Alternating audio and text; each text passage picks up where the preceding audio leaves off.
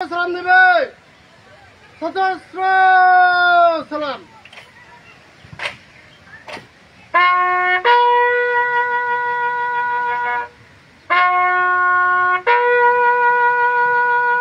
একজন বীরঙ্গনা মুক্তিযোদ্ধা সকিনা বেগম যেন আমাদের মাঝে বারবার স্মৃতিচারণে আসে।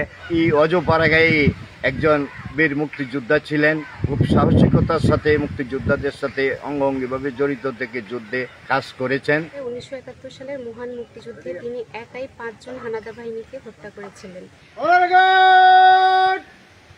সশস্ত্র সালাম।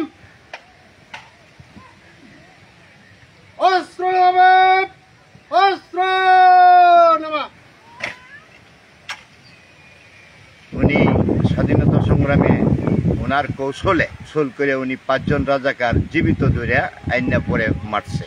ওনার মুক্তিযোদ্ধাদের ক্যাম্পের সাথে ওনার যোগাযোগ ছিল, উনি ওনাদের সাথে ওঠা বসা করতো। বিভিন্ন অপারেশনে যে বাহিনীতে কাজ করতো, ওই বাহিনীর বিভিন্ন অপারেশনে যে জায়গায় অপারেশন করতো, উনি আগে ওই জায়গায় ভিক্ষুকের বেশে উনি রেকি করতো, রেকি করে আইনা ওনাদেরকে দিত, তারপরে ওনারা ওই জায়গায় অপারেশনে যাইত। এই অজপাড়াগাঁয়ে একজন বীর মুক্তিযোদ্ধা ছিলেন, খুব সাহসিকতার সাথে মুক্তিযোদ্ধাদের সাথে অঙ্গাঙ্গিভাবে জড়িত থেকে যুদ্ধে কাজ করেছেন। এই জন্য আমার এই এলাকার লোকজন সবাই গর্বিত, বা আজকে ওনার মৃত্যুতে ওই এলাকার লোকজন সবাই মর্মাহত।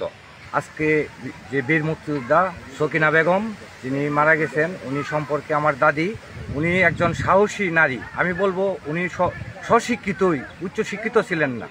উনি যে একজন স্বশিক্ষিত নারী হিসাবে মানে মুক্তিযোদ্ধাকে যত সহযোগিতা করছে, এটা আসলে বিরল একটা উদাহরণ।